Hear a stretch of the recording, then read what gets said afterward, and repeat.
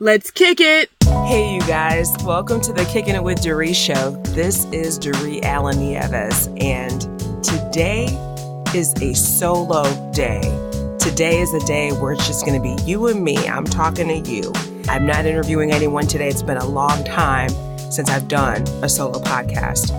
I am a person that loves to listen to podcasts, and I really enjoy both the solo and the interview format. But this time, we're taking it back. It's been a really long time since I've done a solo podcast. I want to say it might have been around May of 2016 when I talked about my surprise pop-up wedding thing. I just went and got hitched at the courthouse and didn't really plan it all that long. And I sort of explained myself, even though I didn't have to. So if you missed that episode, that was in May of 2016. Check it out. It's just me doing what I do, sharing a little bit of my life.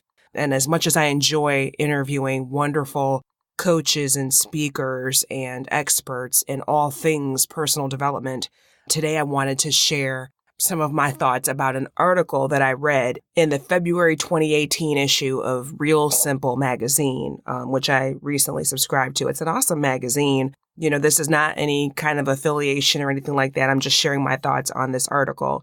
I am 10 episodes away, approximately, give or take, from hitting my golden milestone of 100 episodes of Kicking It with Doree. And so right before we get started, I want to thank you so much for being one of the reasons why I keep going. On social media, I am at Doree Allen, DareeAllen.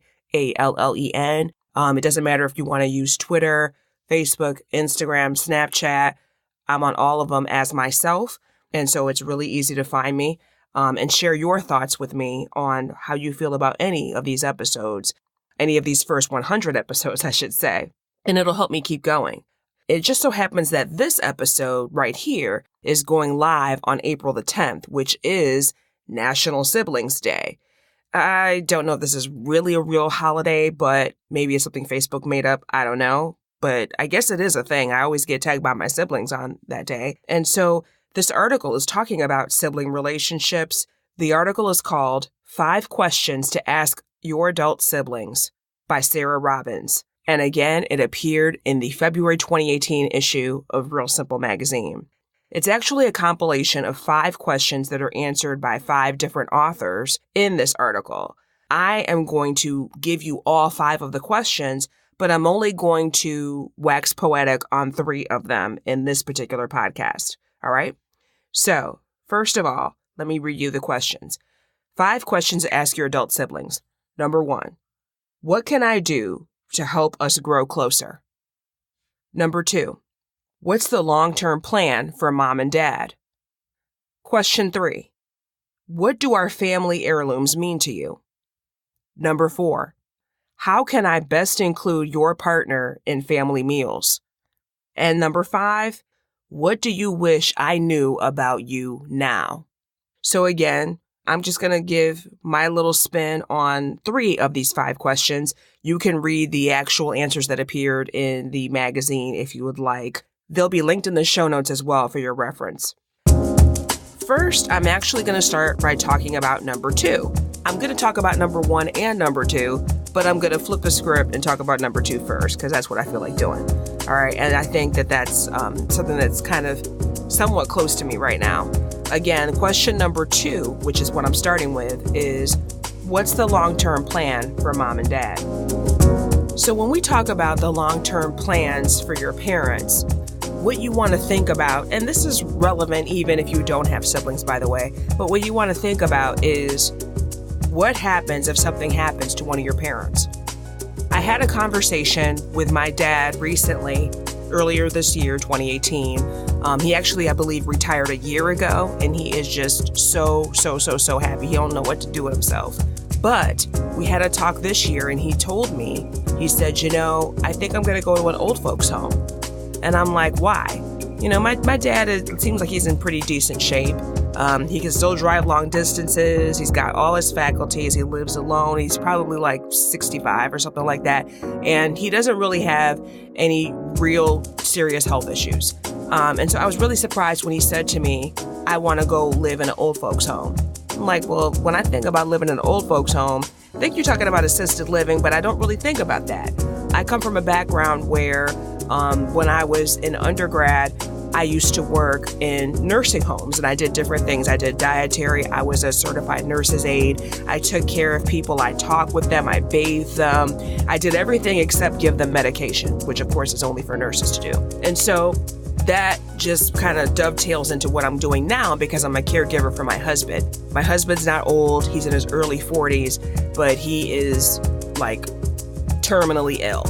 So I'm his caregiver now, and we also had to go through this whole thing about what's the plan? What are we doing going forward? Do you have a will? Do you have a living will, which some people call an advance directive? Do you have a power of attorney? Do you have all these different legal documents in place so that if something happens to you and your mental state is, not there anymore, who is going to make decisions for you? And so a long time ago, I had a talk with my dad about, okay, well, do you have a will? And he's like, well, I ain't got nothing. I ain't doing no blah, blah, blah, blah, blah. Okay, fine. I let it go for then. That was years ago. But this year he's saying, I want to live in an old folks home. So I said, why? He said, because if something happens to me, then I don't want to just be like lying somewhere and nobody knows that I'm gone. And I was like, all right, bet. You're going to live in our house with us. We're about to move and relocate. You can have a room in my house. You stay with us because my husband and I had already planned that we were going to relocate when our lease is up this summer. So fine, cool, good, we in there. And also, like I just said, I had to work through these issues with my own husband because he's nearing end of life, unfortunately. So when you're talking to your siblings about your parents, you also need to talk to your parents too. It doesn't say that in this article, but the truth of the matter is, even though my dad didn't want to hear it and maybe your dad doesn't want to hear it either, we all, ALL, everyone, todos, everybody needs a will, especially if you own anything. And you could think, oh, well, what I have is not really valuable. I ain't rich. All I got is just some clothes and some fake jewelry or whatever. No, you need a will if you own anything. And you would be shocked, unless you really know this firsthand, you might be shocked at how people go in after someone passes away as far as fighting over material things. You know what? Oh no, I want this necklace. This is my favorite thing. Oh, he would want me to have this. And so by you having a will, it's letting everybody know, like, pump your brakes. This is my wishes. This is who I want to have stuff. Or you're just telling your executor, who's the person in charge of the will and carrying out and executing your wishes, look, I'm not going to list all this stuff. Whatever I got, you take care of it. You decide who gets it. But you got to say something. And if you have children, it's even more important because that's more people to fight over your things, especially minor children, but children of any age, really. When you don't have a will or a trust, everything that belongs to you after you pass away will have to go through probate before your loved ones can access it, which is a pain in the...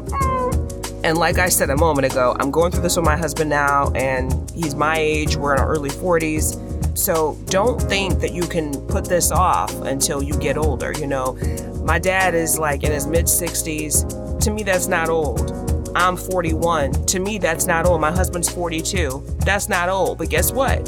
He needs it. So we got to do it. Don't wait until you get sick or there's a fear in your heart before you decide to take care of these matters. Because one thing is for sure, y'all, we're going to die. Every single one of us. And so why not give the people that survive you a little more peace of mind? They're already going to be grieving and going through a lot anyway. Why not just give them one less thing to go through by taking care of your affairs and putting them in order? That's it for number 2. Now I'm going to roll it back to number 1, okay? And I know that's a little confusing, but I just felt like number 2 was the most important thing. So question number 1 was, what can I do to help us grow closer? So now we're focusing on the brother-sister, brother-brother, sister-sister relationship. I just have one child that came out of my body.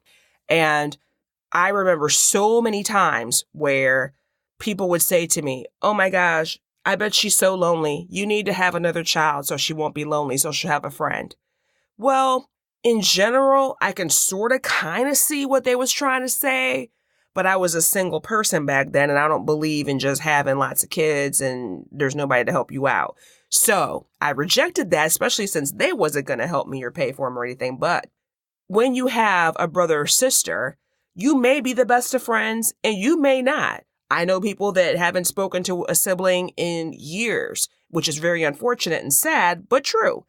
And so this one is really going to the heart of what was happening when y'all was coming up. What happened after that? Is there a blockage because of, a person's significant other, a path that you chose, resentment that you might have because maybe one of your parents or another adult favored them, or they favored you and the sibling took it out on you? There's so many different issues. Don't wait until someone gets sick or is about to die before you address this question. What can I do to help us grow closer?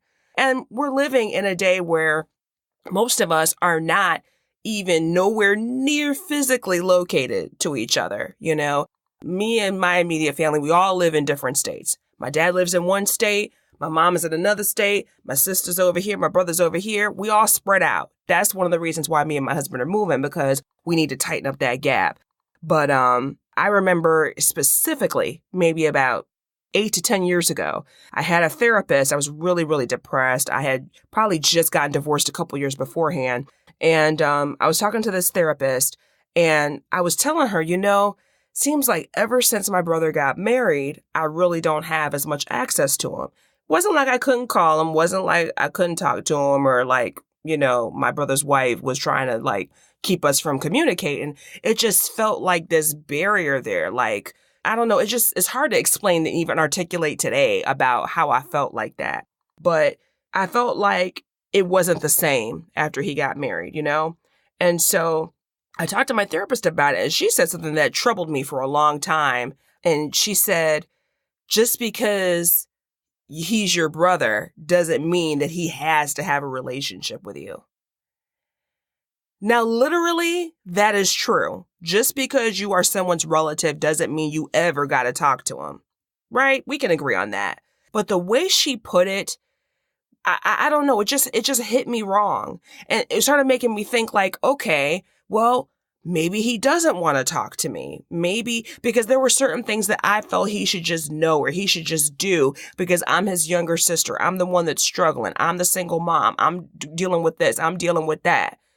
And I don't know. I just felt some kind of way about it. A few years later, I finally ended up talking to him about the things that she was saying to me. And he was just like, whoa, that's not good. Like, no bueno. That is not good. That is not how I feel. And I just wish that I had just gone to him in the first place. I don't know what took me so long to address this. But if you've got some kind of barrier between you and your sibling that has been bothering you, that is something that you have some projected feelings about a situation, they may have no clue that you have those feelings. I'm going around thinking, yeah, he should know. He should know. I'm 30 years old. He's older than me. He's 6 years older than me. He's a man. He should know. He should know. He should know. He should look out for me. I'm his little sister. He should know. He should know. He didn't know. And he told me he didn't know. But he couldn't tell me he didn't know until I told him what I felt that he should know. Okay? You've got to talk. You've got to communicate with your sibling. People can't read minds. The way that you think and see things is not the way that other people do, even if you grew up with them for 18 years. So talk it out, release all the feels, get it off your chest. If it turns out that your sibling just doesn't want to hear you, you can write a letter. I love that. It's a therapeutic exercise that is awesome.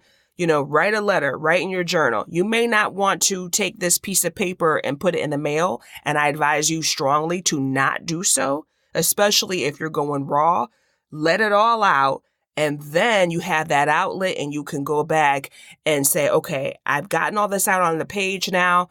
I can go ahead and find time to make this conversation happen and have this hard talk. It's got to happen. You don't want that to be staying up inside of you and then something really bad happens and you can't express it later. Okay. I rely on handwritten journals just for this very reason. All right. My third question, the third thing that I want to talk to you about from this article is question number 5. Question number 5, again, to refresh your memory, is what do you wish I knew about you now? And that's good.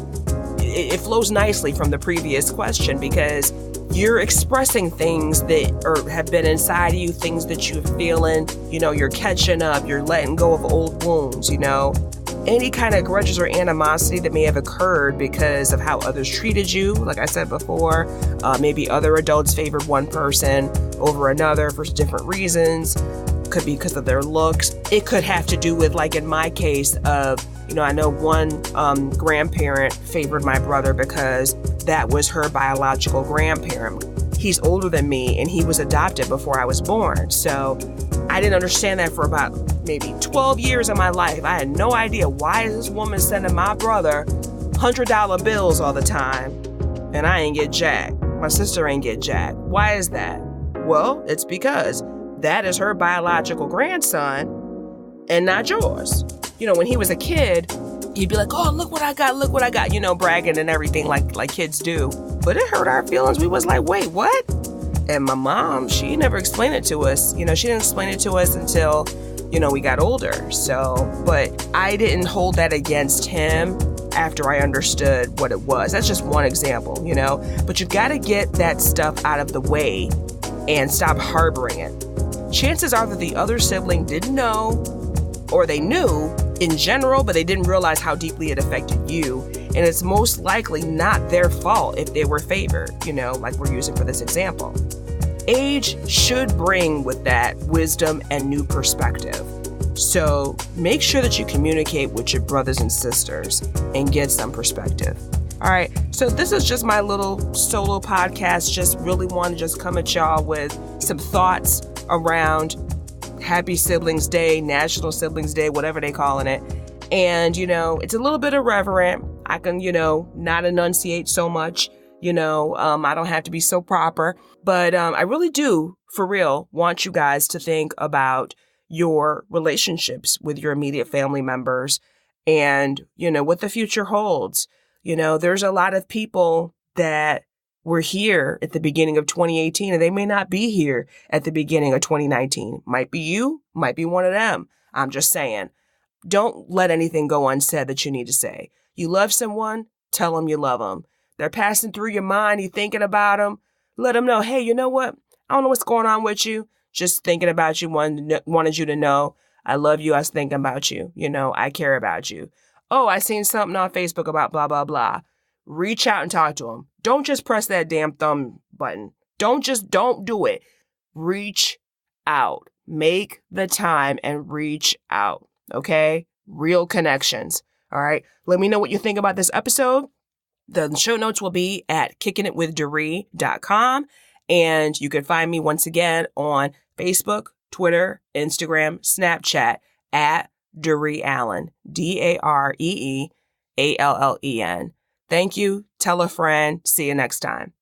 Thank you for listening and for kicking it with me. Please subscribe and leave a rating or review for this show and episode. Kicking It with Doree is brought to you by DAREE. That stands for Delivering a Rich, Empowering Experience. Connect, interact, and talk about this episode with me on Facebook or Twitter /Doree Allen.